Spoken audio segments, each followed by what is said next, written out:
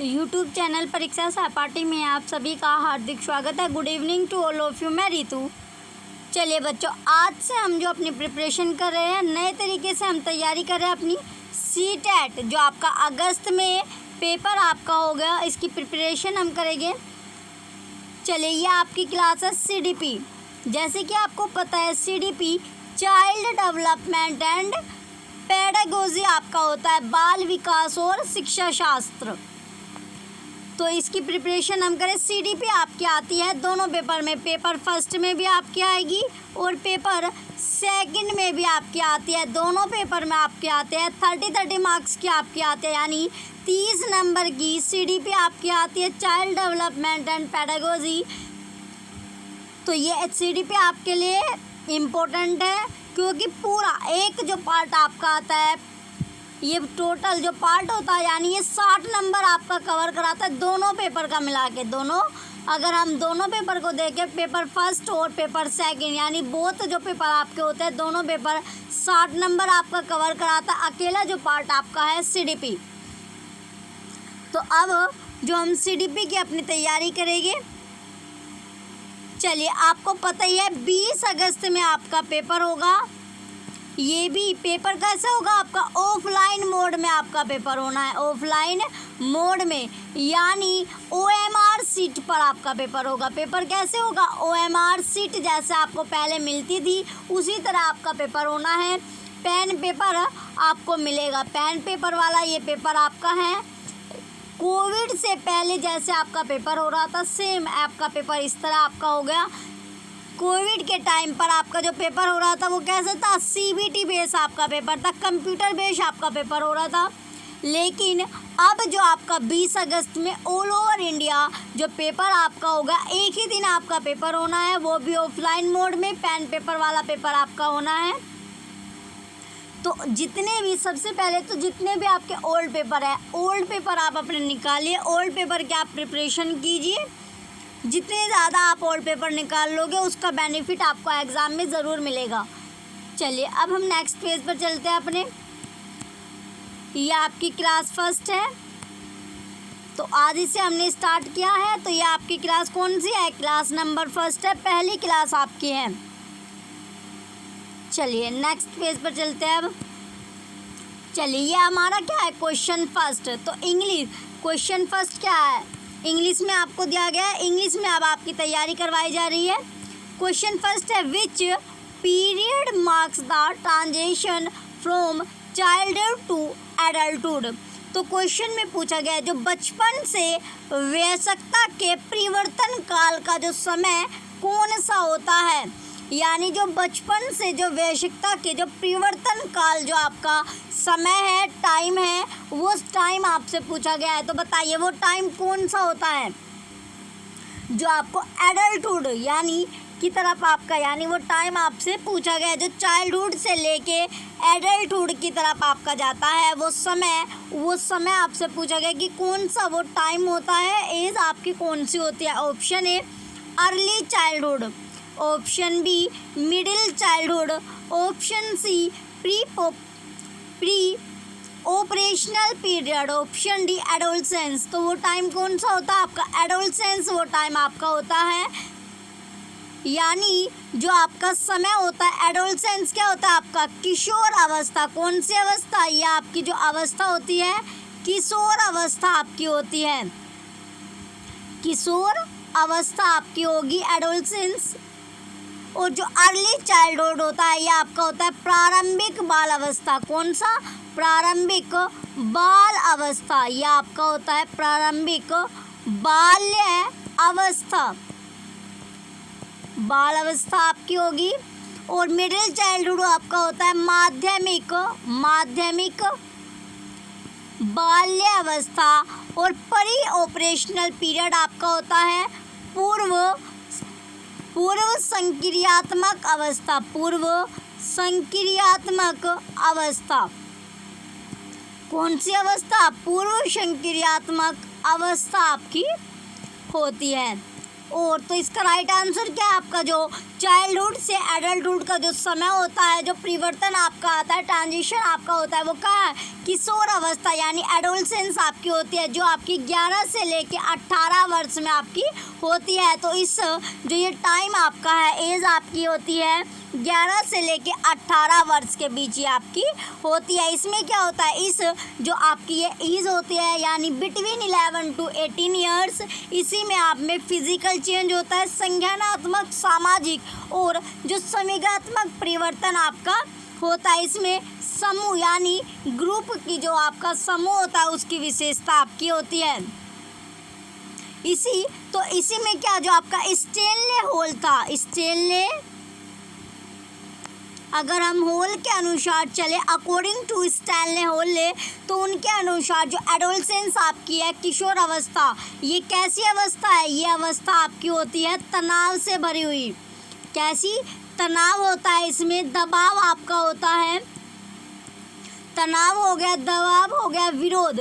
अगर इसमें आपको अच्छे बुरे का क्या होता है, ज्ञान आपको हो जाता है, विरोध और संघर्ष से भरी हुई आपकी होती है। क्या होती है, संघर्ष की ये आपकी अवस्था होती है। इसमें आपको क्या करना होता है, स्ट्रगल आपको करना होता है, संघर्ष और तूफान की ये अवस्था आपकी होती है। इसी में आपको अपना करियर चुनना होता है, जो आप अपना करियर यानी किस ओर आपको जाना है, तो करियर आपको जो चुनना होता है, डिसाइड आपको करना होता है, वो कौन सी एज में करना होता है, 11 टू लेके 18 जो ईयर्स है, एडोलसेंस वाली एज जो आपकी है, इसी में आपको अपना करियर भी चुनना होता है कि आपको अपने करियर क्या, मतलब जो करियर है उसके लिए क्या आवश्यकता है, आपके लिए क्या नेसेसरी है। तो करियर चुनने की जो ये क्या है आपका, ये भी आपके एडोलसेंस में ये आपका आता है, जिसमें आपको अपना करियर चुनने की आवश्यकता होती है कि आपको आगे चल के यानी इन फ्यूचर आप करना क्या चाहते हो, क्या बनना चाहते हो, किस तरह क्या करना है आपको। तो क्या इसमें आपको ये आपकी जो एडोलसेंस वाली जो एज है, किशोर अवस्था 11 से लेके 18 तक आपकी होती है, जब चाइल्डहुड से लेके एडल्टहुड में आप क्या होते हो, चेंज होते हैं, परिवर्तन आप में आता है। चलिए नेक्स्ट क्वेश्चन है, question number 2, which of the following would require use of gross motor skill. तो क्वेश्चन में पूछा गया, ये 4 ऑप्शन आपको दिए गए, इनमें से कौन से, यानी इनमें जो आपको 4 ऑप्शन दे रहे हैं, तो किसके लिए जो स्थूल गामक कौशल के उपयोग की आवश्यकता होती है, किसकी, स्थूल, पूछा किसके बारे में है, स्थूल गामक कौशल, स्थूल गामक कौशल के बारे में आपसे पूछा गया। तो स्थूल गामक कौशल के उपयोग के लिए क्या आवश्यकता है, तो ग्रॉस मोटर स्किल के लिए क्या आवश्यकता है, किसकी उपयोग की आवश्यकता है, ये आपसे पूछा गया है। तो किसके उपयोग के लिए आवश्यकता है, option A painting on a paper using brush से पेपर पर पेंटिंग करना, option B cutting and pasting bits of paper, paper के क्या करने, टुकड़े और चिपकाना। पेस्टिंग क्या होता है आपका, चिपकाना, और कटिंग करना, टुकड़े करना। कटिंग क्या होता है आपका, काटना होता है, और पेस्ट करना होता है आपका चिपकाना। पेस्ट क्या होता है आपका, चिपकाना आपका होता है। 3rd नंबर है आपका ऑप्शन से थ्रेडिंग द निडल, सुई में, यानी थ्रेडिंग द निडल क्या आपका, सुई में धागा डालना, क्या डालना, सुई जो आपकी होती है उसमें क्या करना, धागा डालना, तो सुई में धागा डालना। नेक्स्ट ऑप्शन है option number D, walking and running, चलना और दौड़ना, क्या करना, चलना या दौड़ना, चलना और दौड़ना, ये आपका होता है चलना और दौड़ना, चलना और दौड़ना। तो क्वेश्चन नंबर 2 का राइट आंसर क्या है आपका, ऑप्शन डी, यानी जो स्थूल गामक कौशल है, ग्रॉस मोटर स्किल का जो यूज़ होता है वो किसके लिए किया जाता है, वॉकिंग एंड रनिंग, यानी चलने और दौड़ने के लिए इसका यूज़ किया गया जाता है। तो स्थूल गामक जो कौशल होता है इसमें क्या होती है, बड़ी गतिविधियाँ होती है, क्रियाएँ होती है, जो क्या, जो शिशु होता है, जो बच्चा होता है, वो अपनी बाजू, जो उनकी बाजुएं होती है उन पर पैरों या पूरे शरीर के जरिए क्या करता है, जरिए अपना करता है। जो छोटा सा बच्चा आपका होता है, छोटा बच्चा होता है, जैसे छोटा सा जो शिशु होता है, चाइल्ड होता है, बेबी आपका होता है, तो वो क्या, वो अपने बाजू या जो पैर होते हैं, पैर या जो पूरी फुल बॉडी उसकी होती है, क्या होती है, फुल बॉडी उसकी होती है, पूरा जो शरीर है उसके माध्यम से करता है या उसके जरिए से करता है। तो ये क्या करता है, जैसे आपने देखा होगा जो छोटा बच्चा वो क्या करता है, घुटने के बल चलता है। कैसे चलता है, जो उसके घुटने हैं उसके बल पर क्या करता है, वो चलता है, घुटने के बल पर चलना हो गया आपका। और खड़े होकर, कैसे, खड़े होकर चलता है, दौड़ता है, कूदता है। तो ये सभी जो आपकी है, ये सभी किस में आता है, ग्रॉस मोटर स्किल में आपका आता है। तो शिशु के शरीर के जो हिस्सा होता है, यानी इसी हिस्से में ग्रॉस मोटर कौशल क्या होता है, इसी में आपका क्या होता है, ये पहले से आपका डेवलप होता है। क्या होता है, पहले से आपका डेवलप आपका होता है, यानी जो भी चाइल्ड होता है उसकी बॉडी में जो आपका ग्रॉस मोटर स्किल होता है, ये पहले से ही आपका डेवलप होता है, विकसित आपका होता है। और इसमें जो आपका पेंटिंग होना, पेपर यूजिंग ब्रश है, ब्रश से पेपर पर पेंटिंग करना, क्या करना, ब्रश से अगर हम पेपर पर पेंटिंग करना या फिर पेपर के टुकड़े करना, काटना, चिपकाना, सुई में धागा पिरोना या डालना, ये सभी चीज़ को क्या, पकड़ना, उठाना या लिखना, ये सभी जो कौशल है आपकी, ये किसका, ये इसका एग्जाम्पल है, किसका, फाइल मोटर स्किल के, ये आपके एग्जाम्पल आपके हैं। तो इसमें क्या होता है, जो शरीर की जो छोटी पेशी होती है उसकी प्रयोग की आवश्यकता होती है। तो वॉकिंग और रनिंग, ये सभी जो ग्रॉस मोटर स्किल होता है, ये शिशु की बॉडी में पहले से क्या होता है, आपका डेवलप्ड होता है, विकसित आपका होता है। चलिए नेक्स्ट क्वेश्चन है, question number 3। The first primary agent of socialization is dash, समाजीकरण। सोशलाइजेशन क्या होता है आपका, सामाजिकरण। सोशलाइजेशन आपका होता है सामाजिकरण। तो सामाजिकरण की जो सामाजिकरण की प्रथम संस्था आपसे पूछी गई है, तो सामाजिकरण की प्रथम संस्था क्या है, ऑप्शन ए फैमिली। फैमिली यानी परिवार, फैमिली क्या होता है आपका, परिवार आपका होता है।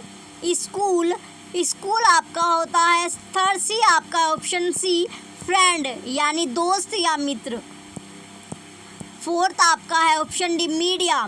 तो राइट आंसर क्या आपका, इसका राइट आंसर आपका जो पहली समाजीकरण की जो प्रथम संस्था है वो क्या है, फैमिली, परिवार आपका है। संस्था कौन सी है, जो प्राइमरी एजेंट है वो परिवार होता है, फैमिली आपका होता है। तो फैमिली, परिवार, और जो परिवार के जो मेंबर होते हैं, सदस्य होते हैं, इनके बीच क्या होता है, जिनके साथ क्या होता है, बच्चा, जो बच्चा है वो जन्म से ही जुड़ा हुआ होता है, यानी वो अपनी क्रियाएं करता है। तो बच्चा क्या होता है, परिवार में ही क्या करता है, परिवार से जुड़ा हुआ होता है। परिवार के जो सदस्य होते हैं उन्हीं के साथ बच्चे की जो क्रियाएं होती है वो आपकी होती है। तो समाजीकरण की प्रथम संस्था आपकी परिवार होता है। इसमें परिवार को क्या स्नेह होता है, परिवार क्या होता है, स्नेह देता है, बच्चे को सुरक्षा करता है और समाजीकरण प्रदान करता है। क्या करता है, समाजीकरण प्रदान करता है, समाजीकरण प्रदान करता है। तो इसी में क्या होता है, जो बच्चा है आपका वो महत्वपूर्ण जो वर्षों के दौरान बच्चे के लिए क्या होते हैं, बुनियादी स्रोत आपके होते हैं, सोर्स होते हैं। तो बच्चा परिवार संस्था के रूप में परिवार को कई कार्य करने होते हैं, परिवार को क्या होते हैं, कई कार्य आपके करने होते हैं। चलिए, और जिसमें आपका जो ये आता है, स्कूल आता है, फ्रेंड आता है और मीडिया, ये तीनों के तीनों क्या है आपके, ये और धर्म, क्या, धर्म यानी रिलीजन जो आपका होता है, रिलीजन जो आपका होता है, ये सभी के सभी समाजीकरण का कौन सा स्रोत है, द्वितीय यानी सेकेंडरी। कौन सा संस्था है, द्वितीय, सेकेंडरी आपका सेकेंडरी संस्था आपकी है, स्कूल भी, फ्रेंड भी और मीडिया, और फैमिली आपकी प्राइमरी है। फर्स्ट यानी पहली जो आपकी संस्था होती है समाजीकरण की वो आपका परिवार होता है, फैमिली होता है। तो बच्चा जो कुछ भी सीखता है वो क्या, सबसे पहले वो परिवार से ही अपने सीखता है। नेक्स्ट क्वेश्चन है क्वेश्चन नंबर 4। क्वेश्चन 4 है the belief that physical objects such as dollars, cars etcetera have life like quality is called. तो यह मान्यता कि भौतिक वस्तु, फिजिकल क्या यानी फिजिकल ऑब्जेक्ट जो भौतिक वस्तुएं आपकी होते हैं, जैसे आपकी डोल यानी गुड़िया हो गई। डोल क्या होती है आपकी, गुड़िया आपकी होती है, डोल माने गुड़िया। कार आपको पता ही है, कार हो गई, और एटसेट्रा जो आपके लाइफ लाइक क्वालिटी दीजिए कोल। तो सजीव गुण होते हैं वे क्या कहलाते हैं, कौन से गुण जो सजीव आपके होते हैं वे गुण क्या कहलाते हैं, ये आपसे पूछा गया है। Option A animistic thinking. जी एनिमिस्टिक थिंकिंग क्या होता है, जीववादी सोच। ये क्या होता है आपका, जीववादी सोच। जीववादी सोच आपकी हो गई। सेकंड ऑप्शन है हायरिकल थिंकिंग, पदानुक्रमिक। कौन सी क्रमिक, पदानुक्रमित, पदानुक्रमित सोच। सेंट्रलाइजेशन आपका है केंद्रीकरण। सेंट्रलाइजेशन क्या होता है आपका, केंद्रीकरण आपका होता है। फोर्थ है आपका कैटेगराइजेशन, वर्गीकरण, वर्गीकरण। तो राइट आंसर क्या होगा आपका, क्वेश्चन 4 का राइट आंसर आपका ऑप्शन ए है एनिमिस्टिक थिंकिंग, जीववादी सोच। कैसी सोच, जो जीववादी सोच होते हैं। तो क्वेश्चन में था आपका जो ये सजीव गुण जो आपके होते हैं ये सभी क्या होते हैं, जीववादी सोच आपकी कहलाती है, एनिमिस्टिक थिंकिंग कहलाती है। तो जो पियाजे था, कौन, जो आप पियाजे आपका है, तो पियाजे के अकॉर्डिंग, पियाजे के पूर्व जो संक्रियात्मक अवस्था थी, पूर्व संक्रियात्मक अवस्था, कौन सी अवस्था, पूर्व संक्रियात्मक अवस्था, ये आपकी कब से कब तक होती है, 2 से लेके 7 वर्ष तक आपकी होती है। 2 to 7 ईयर्स ये आपकी होता है। तो जो आपकी पूर्व संक्रियात्मक अवस्था होती है इसे क्या बोला जाता है, प्री ऑपरेशनल पीरियड। ये आपकी होती है pre operational period, pre operational period. यह आपकी जो अवस्था होती है पूर्व संक्रियात्मक अवस्था आपकी होती है। तो इसमें जो आपकी अवस्था होती है ये आपके 2 से लेके 7 वर्ष तक होती है। इसी बीच क्या होता है, जो बच्चा होता है, जो शिशु होता है, बच्चा क्या करता है, जीववादी जो दृष्टिकोण है, एनिमिस्टिक जो थिंकिंग है उन पर, एनिमिस्टिक यानी जीववादी दृष्टिकोण प्रदर्शित करता है। तो जीववादी सोच क्या करता है, वो दृष्टिकोण प्रदर्शित करता है। इसमें जो निर्जीव वस्तु आपकी होती है वो क्या होती है, इसमें विश्वास दर्शाता है कि जो निर्जीव वस्तु होती है वे जीवित प्राणी है।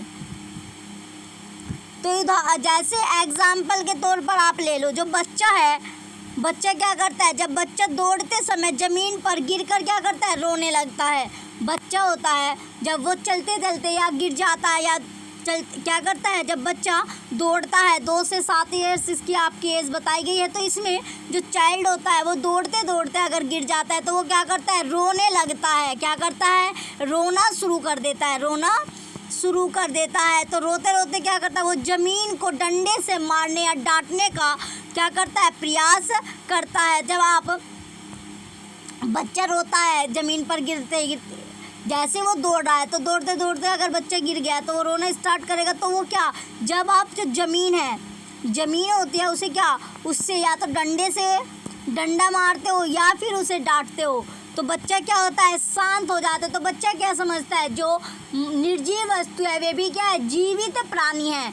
तो बच्चे यानी जीववादी सोच, एनिमिस्टिक थिंकिंग, इसका राइट आंसर है जीववादी सोच, ये इसका आपका उत्तर होगा। तो सजीव गुण होते हैं वो क्या कहलाती है, एनिमिस्टिक थिंकिंग आपकी कहलाती है। तो इसका सीधा सा एग्जाम्पल है, जब बच्चा दौड़ते दौड़ते गिर जाता है ज़मीन पर और रोने लगता है, तो जब ज़मीन पर या तो डंडा मारकर या फिर उसे डांट फटका कर, तो क्या करता है, जो बच्चा होता है वो रोना क्या कर देता है, शांत हो जाता है, वो रोना बंद कर देता है। तो इसका राइट जो आपका सिंपल सा एग्जाम्पल है ये आपका यही है। चलिए नेक्स्ट क्वेश्चन है, क्वेश्चन नंबर 5।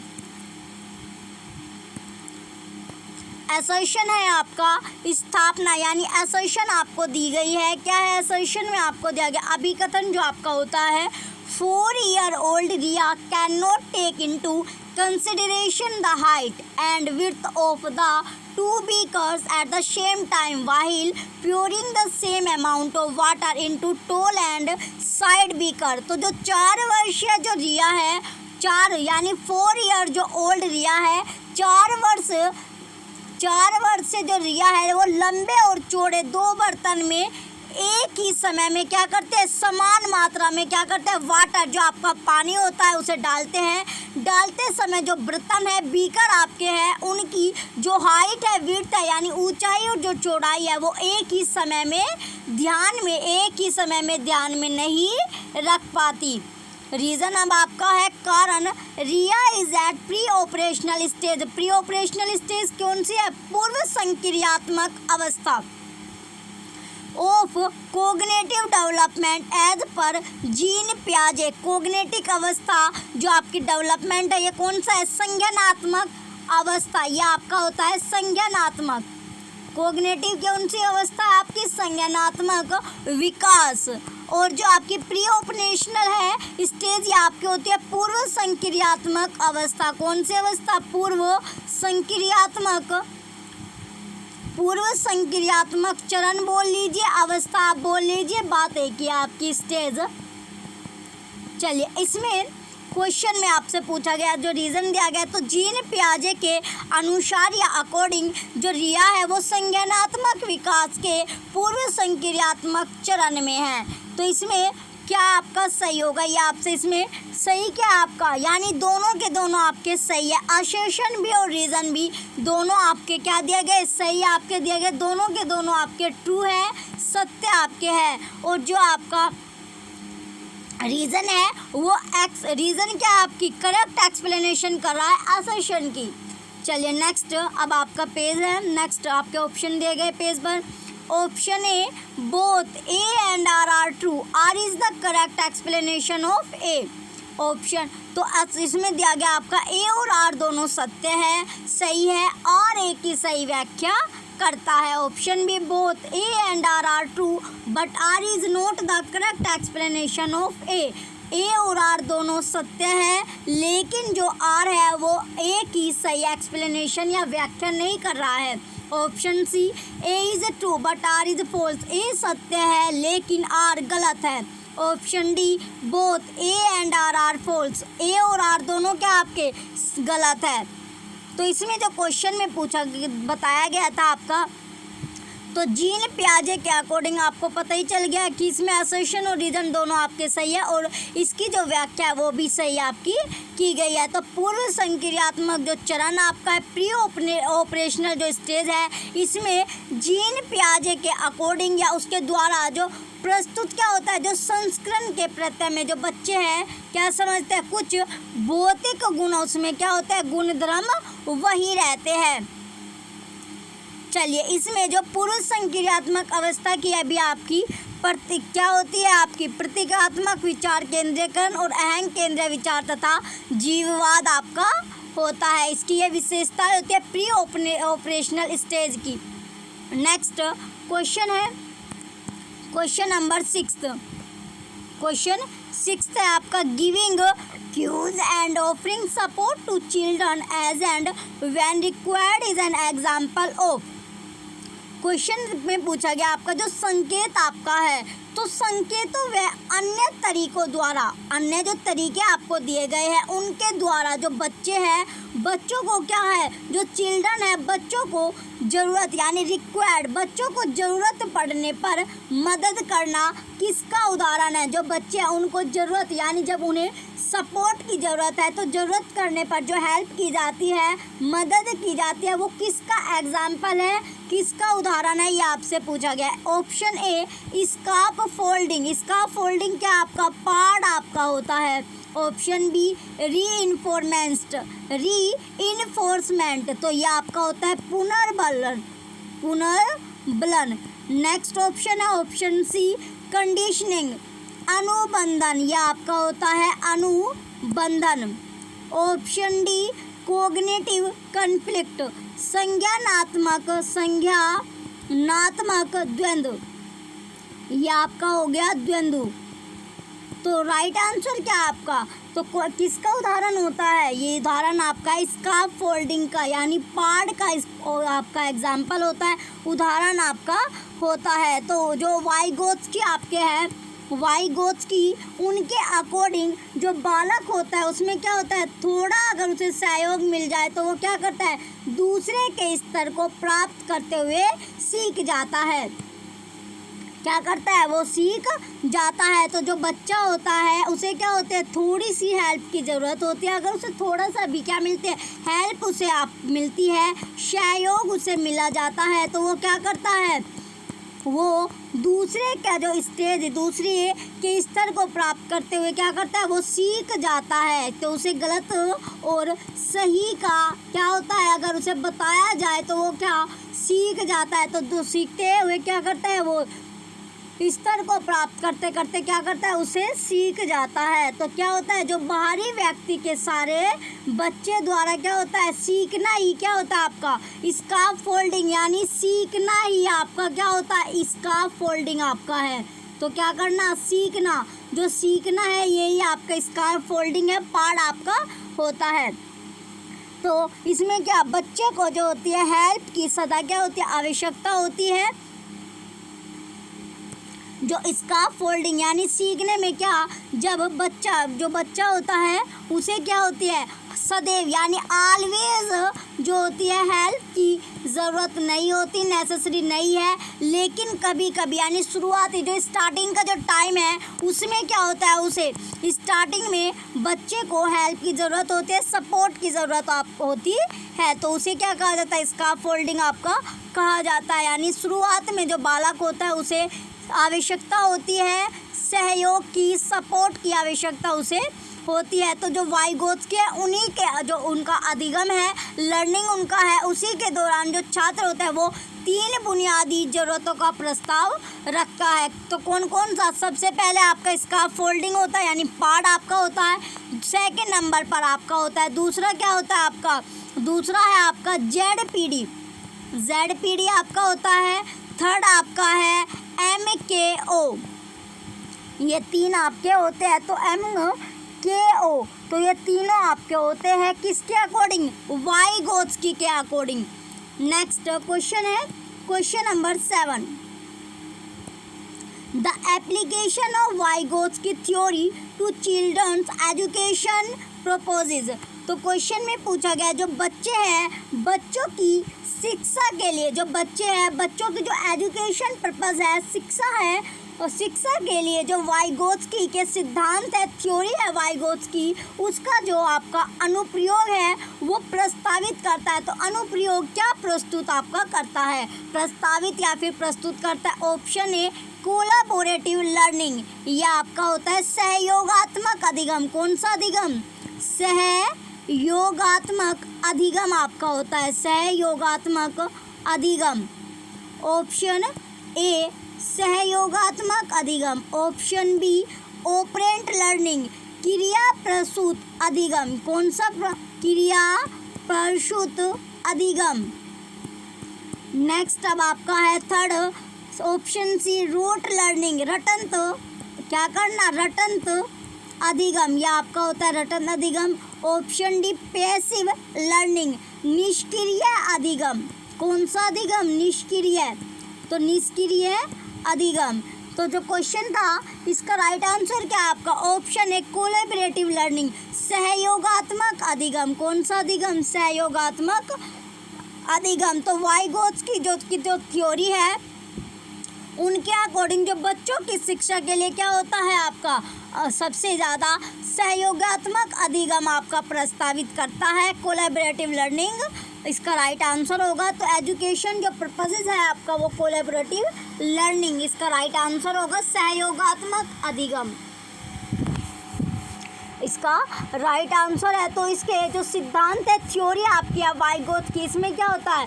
इस पर जो वाइगोत्स्की की जो सिद्धांत है, थ्योरी आपकी है, इसमें सबसे ज़्यादा जो बल दिया जाता है वो किस पर दिया जाता है? सामाजिक, जो आपका सामाजिक अंत्यक्रिया आपकी होती है, सामाजिक अंत्यक्रिया पर। कौन सी क्रिया? अंत्यक्रिया पर बल दिया जाता है। और शिक्षार्थी जो आता है उसकी प्रगति को, शिक्षार्थी की जो प्रगति होती है और समस्या समाधान यानी प्रॉब्लम सॉल्विंग। कौन सी? प्रॉब्लम सॉल्विंग, जो समस्या आपकी होती है प्रॉब्लम सॉल्विंग, समस्या समाधान के अधिक क्या उन्नत जो तरीके होते हैं उनकी सुविधा प्रदान कर सकता है। तो आकलन, जब आप किसी भी चीज़ का क्या करते हो? आकलन करने के लिए भी क्या होता है आपका? कोलैबोरेटिव लर्निंग यानी सहयोगात्मक परियोजना, ये क्या होती है? सर्वोपरि होती है, सबसे इम्पोर्टेंट होती है, सबसे ऊपर होती है। तो वाइगोत्स्की का जो सहयोगात्मक जो अधिगम है, लर्निंग आपका है, इसी में जो छात्र होते हैं उसमें वो सीखने के लिए क्या होता है? सीखने के लिए एक दूसरे की सहायता पर वे केंद्रित होते हैं। तो जो छात्र होते हैं वो क्या करते हैं? One student to another. तो इसमें क्या होता है? एक दूसरे, यानी जो छात्र होते हैं वो एक दूसरे पर क्या होते हैं? एक दूसरे की सहायता या सपोर्ट पर, एक दूसरे की सहायता या सपोर्ट पर क्या करते हैं? एक दूसरे की सहायता पर केंद्रित होते हैं। क्या होते हैं वे? केंद्रित होते हैं। नेक्स्ट क्वेश्चन है अब आपका क्वेश्चन नंबर 8। क्वेश्चन 8 दिया गया अब आपका, इन Kohlberg's dash of moral development, the individual strives to maintain the expectation of other rather than focus on the consequences of one's action. तो क्वेश्चन में पूछा गया जो कोलबर्ग है उसके नैतिक विकास, तो मोरल क्या होता है आपका? नैतिक डेवलपमेंट, मोरल यानी नैतिक विकास या फिर मोरल डेवलपमेंट, तो नैतिक विकास के किस चरण में जो व्यक्ति है वो अपने व्यवहार के परिणाम के बजाय दूसरों की क्या करता है? कंसेक्वेंस यानी अपेक्षा अनुसार कार्य करता है। Option A pre operational level, पूर्व संक्रियात्मक अवस्था, पूर्व संक्रियात्मक अवस्था, पूर्व संक्रियात्मक अवस्था, option B pre conventional level, पूर्व परंपरागत। कौन सी? पूर्व परंपरागत चरण या अवस्था आप बोल लीजिए। ऑप्शन सी कन्वेंशनल लेवल, परंपरागत चरण। ऑप्शन 4 पोस्ट कन्वेंशनल लेवल, पश्च, यह आपका होता है पश्च परंपरागत चरण।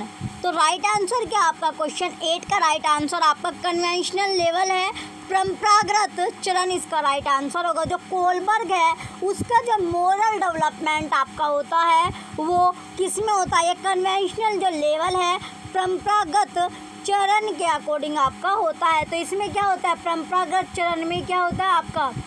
ये आपका होता है। तो ये क्या होता है? जो बच्चा आपका होता है वो क्या करता है? समझने लगता है। इसमें क्या होता है? जो चाइल्ड होता है, बच्चा होता है, वो क्या समझने, यानी चाइल्ड जो बच्चा होता है वो क्या करता है? समझने लगता है।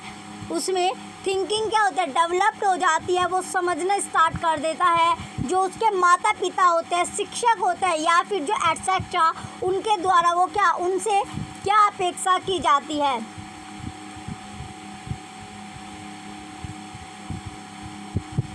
तो इसमें जो बच्चा समझना स्टार्ट कर देता है कि जो बच्चा है पिता या आपका है, माता हो गई, शिक्षक आपका होता है, जो टीचर आपके होते हैं कि वे उनसे क्या अपेक्षा, यानी बच्चे से अपेक्षा की जाती है, तो बच्चे से अपेक्षा स्टार्ट हो जाती है। नेक्स्ट क्वेश्चन है क्वेश्चन नंबर 9।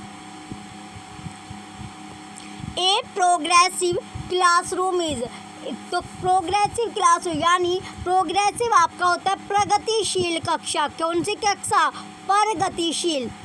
यह आपका होता है प्रगतिशील कक्षा। तो प्रगतिशील जो कक्षा होती है वो कौन सी है? तो एक प्रगतिशील कक्षा आपसे पूछी गई है। प्रोग्रेसिव जो क्लासरूम होती है वो कौन सी होती है? ऑप्शन ए एग्जामिनेशन सेंट्रिक, परीक्षा केंद्रित होती है। परीक्षा क्या होती है? केंद्रित होती है। परीक्षा केंद्रित, परीक्षा केंद्रित। Option B text book centric, पाठ्य पुस्तक केंद्रित। ऑप्शन सी टीचर सेंट्रिक, शिक्षक केंद्रित। ऑप्शन डी लर्नर सेंट्रिक, विद्यार्थी केंद्रित। तो बताइए जो प्रगतिशील जो कक्षा होती है वो किस पर सेंट्रिक होती है? तो एक प्रगतिशील जो कक्षा होती है वो विद्यार्थी सेंट्रिक होती है, यानी लर्नर सेंट्रिक। तो इसमें विद्यार्थी केंद्रित होते हैं। तो विद्यार्थी केंद्रित जो कक्षा होती है वो क्या होती है? उसमें जो विद्यार्थियों की जो क्षमता होती है, विद्यार्थी की क्षमता हो गई, योग्यता हो गई, और जो सीखने की जो शैली होती है उसे क्या रखा जाता है? ध्यान में रखा जाता है। तो लर्नर जो सेंट्रिक होती है इसी में क्या होता है? विद्यार्थियों की क्षमताओं,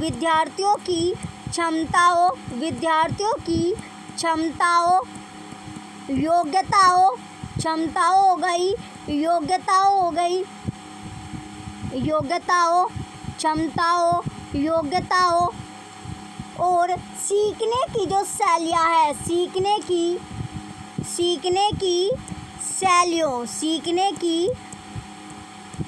शैलियों को क्या किया जाता है? ध्यान में रखा जाता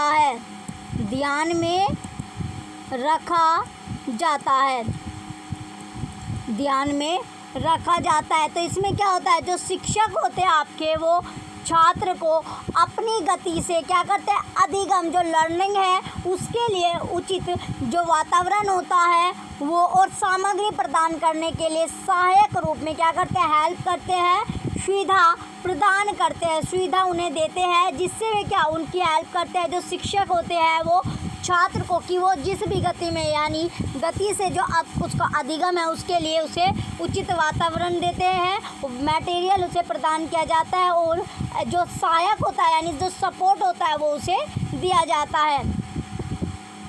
चलिए नेक्स्ट, अब आपका क्वेश्चन है जो प्रगतिशील जो कक्षा है इसमें जो अधिगम होता है क्या है? आपका सामाजिक प्रक्रिया होता है, सोशल प्रोसेस आपका होता है। तो प्रगतिशील शिक्षा, प्रगतिशील जो शिक्षा के जो जनक है, प्रगतिशील जो शिक्षा आपकी है, प्रगतिशील शिक्षा के जनक कौन है? तो जनक जो आपके है वो कौन है? जनक इसके है जॉन डीवी। कौन? जो जॉन डीवी है वे इसके जनक है। तो जॉन डीवी किसके जनक है? प्रगतिशील शिक्षा के जनक है। नेक्स्ट क्वेश्चन है question number 10। Renu is counsellor at a school which intelligent should she have to be an effective counselor as per Harvard Gardner's theory. तो जो रेनू है वो एक विद्यालय में क्या है? परामर्शदाता है। यानी जो रेनू है एक स्कूल में क्या है? काउंसिलर है, परामर्शदाता है। कैसा? यानी ये आपका होता है परामर्शदाता है, जो हार्वर्ड गार्डनर के सिद्धांत के अनुसार प्रभावी परामर्शदाता के रूप में उसके पास कौन सी बुद्धि होनी चाहिए? तो हार्वर्ड गार्डनर थ्योरी के द्वारा उसके पास कौन सी क्या होनी चाहिए? जो बुद्धि है वो होनी चाहिए। ऑप्शन ए लिंग्विस्टिक, ये आपका लिंग्विस्टिक होता है आपका भाषाई, लिंग्विस्टिक आपका होता है भाषाई ऑप्शन बी स्पेशल स्थानिक, ये आपका होता है स्थानिक। ऑप्शन सी इंटरपर्सनल पारस्परिक, ये क्या होता है आपका पारस्परिक आपका होता है। ऑप्शन डी इंटरपर्सनल अंतर्वैयक्तिक, ये आपका होता है अंतर्वैयक्तिक, अंतर्वैयक्तिक। और जो आपका इंटरपर्सनल आपका होता है अंतर्वैयक्तिक, ये आपका हो गया अंतर्वैयक्तिक। तो राइट आंसर क्या आपका क्वेश्चन 10 का राइट आंसर आपका ऑप्शन सी है, इंटरपर्सनल पारस्परिक या अंतर्वैयक्तिक आपका होता है। तो जो बुद्धि है वो कैसी होती है, इंटरपर्सनल होती है।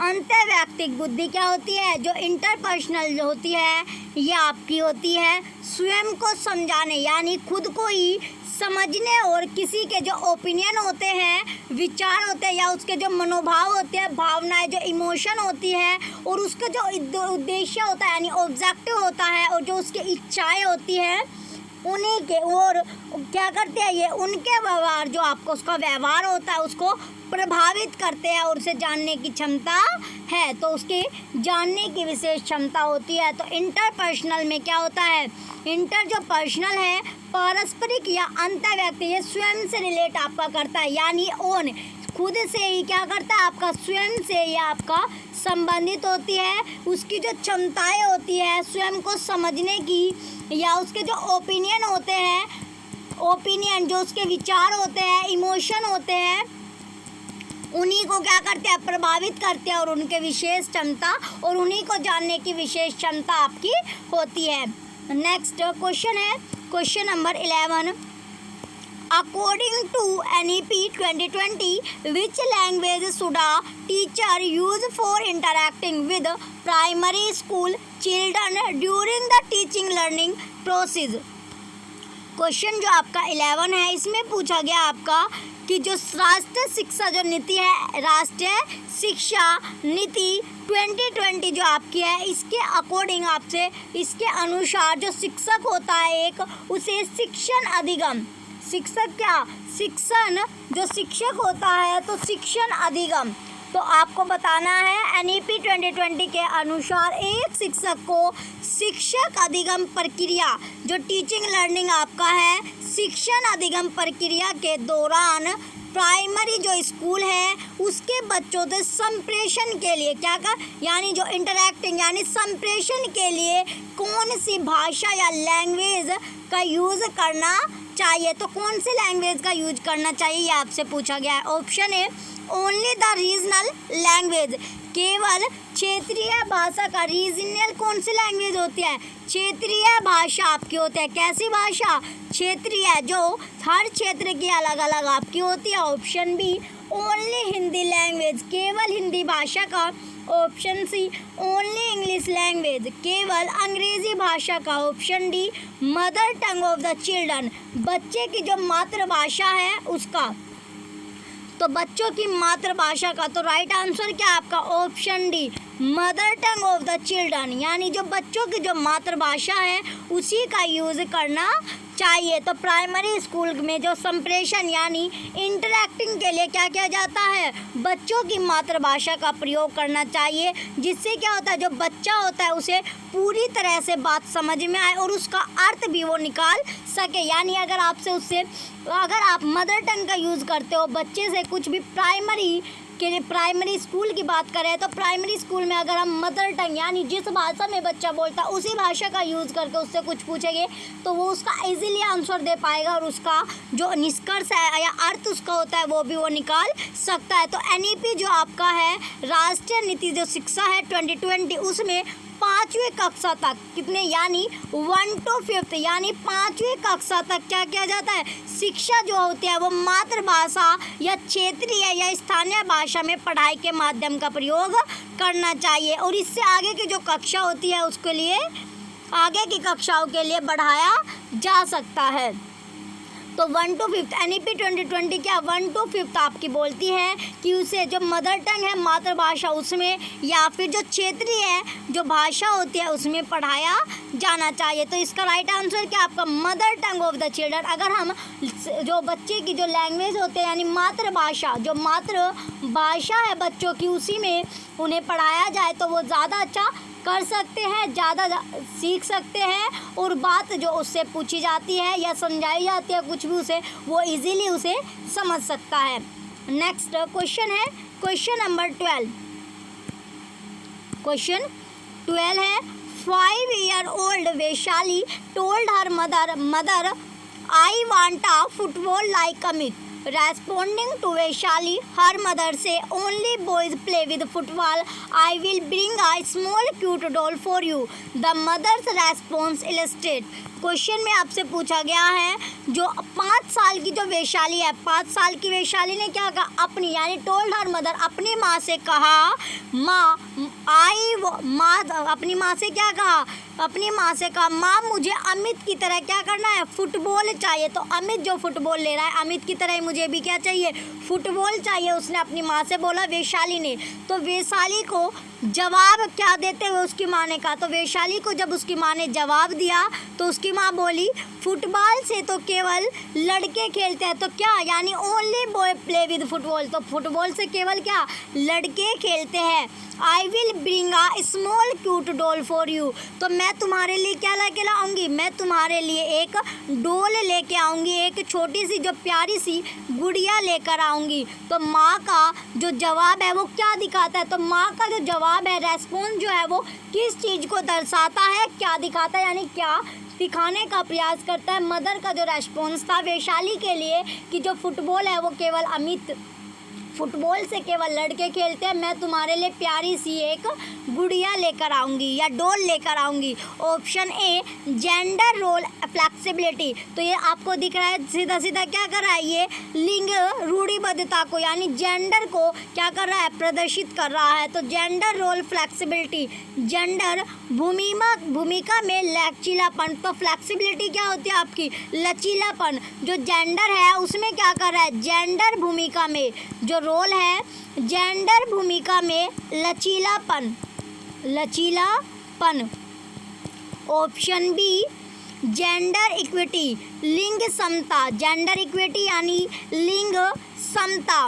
ऑप्शन सी जेंडर स्टीरियोटाइपिंग लिंग रूढ़िबद्धता। तो क्या दर्शाता है वो लिंग रूढ़िबद्धता को ही दर्शा रहा है कि इससे तो केवल लड़के खेलते हैं लड़कियां डॉल से खेलती है। तो वो जो माँ का रेस्पॉन्स है वो दर्शा रहा है जेंडर स्टीरियोटाइपिंग को। या ऑप्शन डी है आपका जेंडर रिलीवेंस लिंग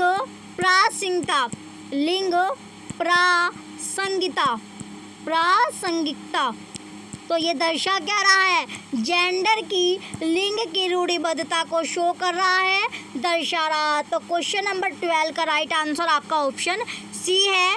तो इसका राइट आंसर क्या आपका लिंग की जो जेंडर है यानी लिंग रूढ़िबद्धता क्या दर्शा रहा है कि इससे लिंग के आधार पर जो बनी गई जो धारणा है उन्हीं को क्या कहता है जो समाज में उसकी विशेषता है व्यवहार है और जिम्मेदारियों को लिंग के अनुसार डिफाइन किया जाता है परिभाषित किया जाता है कि पुरुषों को घर का कर्ता धर्ता माना जाता है। जो मेल होते हैं उन्हीं को क्या माना जाता है जो पुरुष होते हैं मेल होते हैं उन्हीं को घर का यानी कर्ता धर्ता एक मुखिया माना जाता है और उनकी शिक्षा को ही क्या दिया जाता है महत्व दिया जाता है इम्पोर्टेंस आपका दिया जाता है। ये क्या है आपका जेंडर रूढ़िबद्धता आपकी है कि मेल को जो पुरुष है उन्हीं वही घर के कर्ता धर्ता होते हैं उन्हीं की जो शिक्षा होती है एजुकेशन होते हैं उसको इम्पोर्टेंस मिलता है महत्व दिया जाता है और महिला केवल परिवार या परिवार के सदस्यों की जो सेहत होती है उसका ध्यान रखती है। यानी जो फीमेल होती है फीमेल क्या करते हैं यानी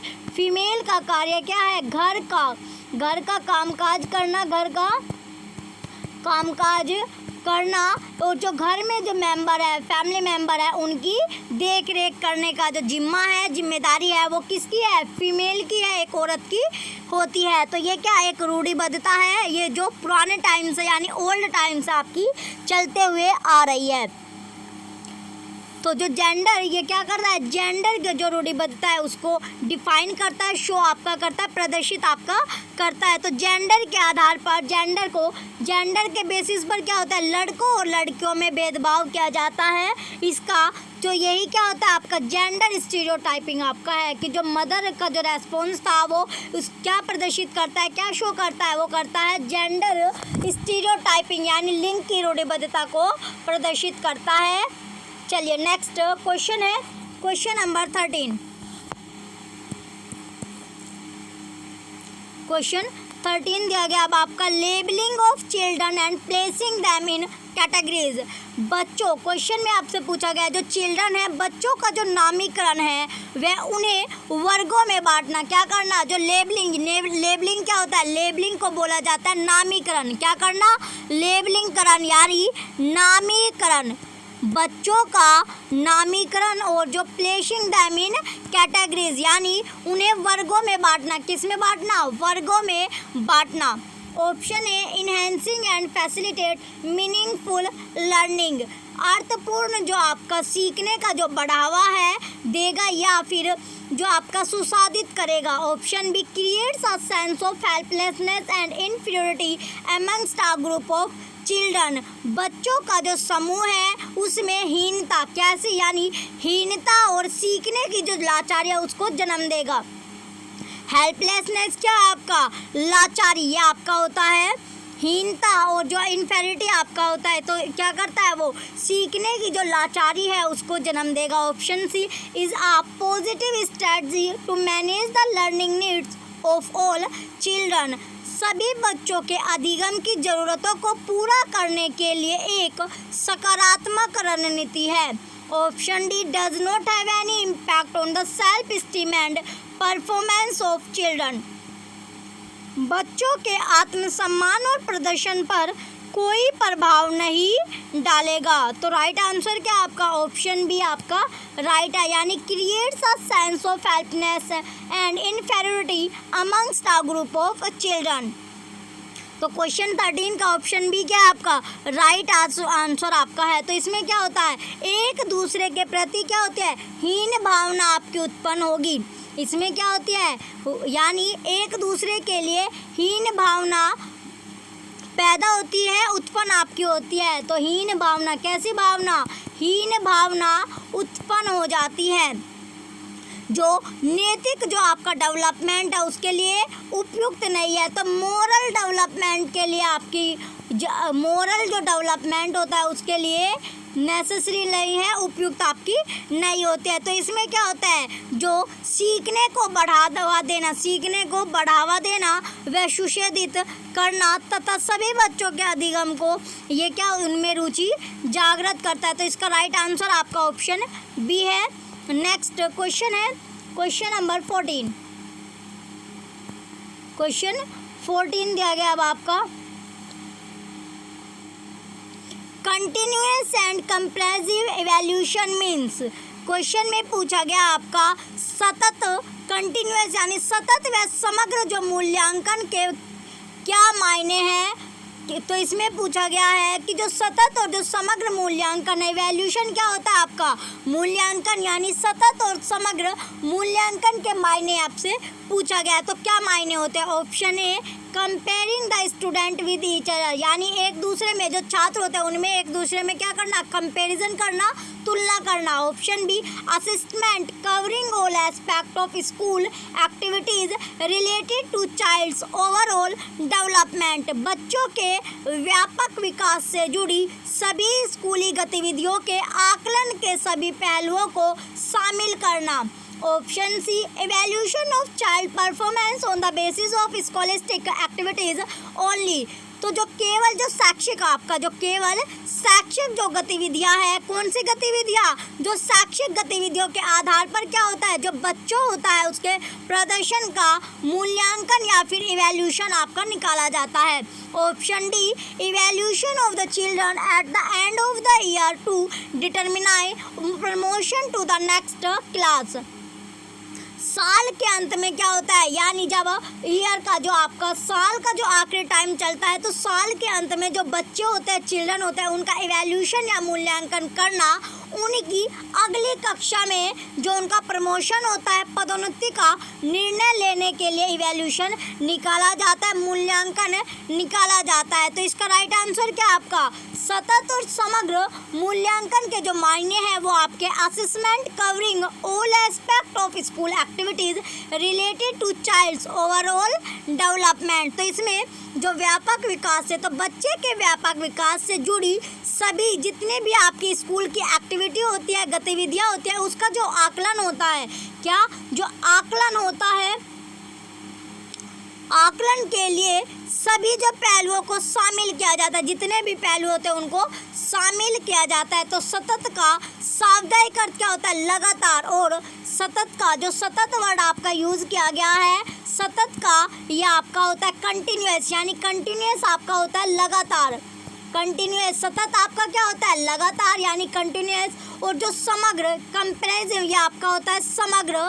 समग्र का मतलब आपका है, समग्र का अर्थ होता है फैला हुआ। कैसा? यानी फैला हुआ, स्प्रेड, फैला हुआ। तो इसमें क्या होता है? जो मूल्यांकन होता है, यानी इस प्रकार जो सतत मूल्यांकन लगातार या निरंतर चलने वाला एक प्रोसेस आपका होता है, प्रक्रिया आपकी होती है। तो जो बच्चों का आकलन होता है वो सतत और नियमित रूप से अपना जो कार्य है वो किया जाता है। तो इस जो प्रणाली है, सिस्टम में क्या करता है? जो छात्र के विकास के समस्त पक्ष आपके शामिल किए जाते हैं। जो छात्र का चहुमुखी विकास होता है। कैसा विकास होता है? जो छात्र होता है, छात्र का जो विकास होता है वो होता है आपका चहुमुखी। कैसा विकास होता है? चहुमुखी विकास होता है। नेक्स्ट क्वेश्चन है क्वेश्चन नंबर 15। क्वेश्चन 15 है, effective teachers often use problem question during the course of teaching learning processes in the classroom, this would enable the teacher to undertake. तो क्वेश्चन में आपसे पूछा गया, जो प्रभावी शिक्षक कक्षा में शिक्षण अधिगम की प्रक्रिया में अक्सर क्या होता है? जांच करने वाले जो क्वेश्चन होते हैं, प्रश्नों का यूज़ किया जाता है, उपयोग किया जाता है। क्यों? जो शिक्षक होता है, इसमें जो शिक्षक होता है वो क्या करता है कि वो किस प्रकार का मूल्यांकन करने में मदद करेगा। तो इसमें इससे शिक्षक को किस प्रकार का मूल्यांकन करने में मदद मिलती है, हेल्प मिलती है। ऑप्शन ए समेटिव असेसमेंट। समेटिव असेसमेंट क्या होता है? ये आपका जो एसए होता है, यानी समेटिव असेसमेंट क्या होता है आपका? एक तरह से जब आपका एसए आपका होता है, यानी योगात्मक आकलन। कैसा आकलन? योगात्मक आकलन। समेटिव असेसमेंट जैसे आपने देखा भी होगा, अब एसए और एसए फर्स्ट और एसए 2 में आपके एग्जाम लिए जाते हैं, यानी योगात्मक आकलन। ऑप्शन बी फॉर्मेटिव असेसमेंट, रचनात्मक आकलन। कैसा आकलन? रचनात्मक आकलन। ऑप्शन सी स्टैंडर्डाइज असेसमेंट, मानकीकृत आकलन। मानकीकृत आकलन। Option D non reference assessment, मानक संदर्भित आकलन। कैसा आकलन होता है? ये आपका होता है मानक संदर्भित आकलन। मानक संदर्भित आकलन ये आपका होता है। तो क्वेश्चन 15 का राइट आंसर क्या आपका? Option B.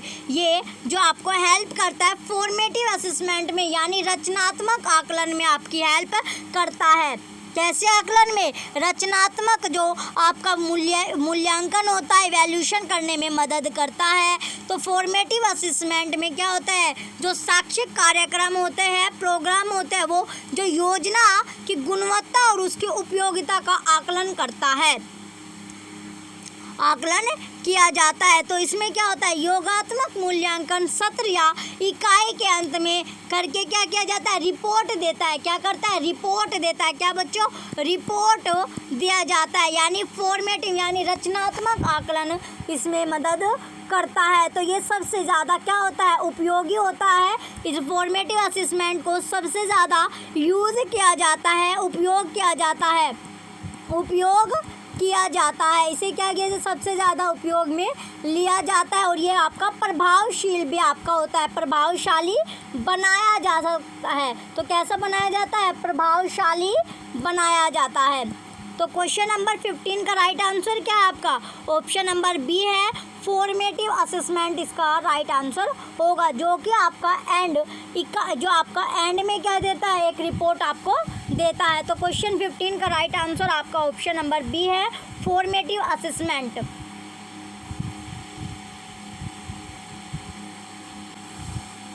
चलिए बच्चों, आपको कमेंट करके बताना है कि क्लास आपको कैसी लग रही है, आपकी जो क्लास है वो कैसी हुई, कैसा आपको लगा, ये आपको कमेंट करके ज़रूर बताना है। जो भी बच्चे चैनल पर नए हैं वो चैनल को सब्सक्राइब करके रखें, वीडियो को लाइक कीजिए, कमेंट कीजिए और वीडियो को ज़्यादा से ज़्यादा आप शेयर कीजिए। Thank you.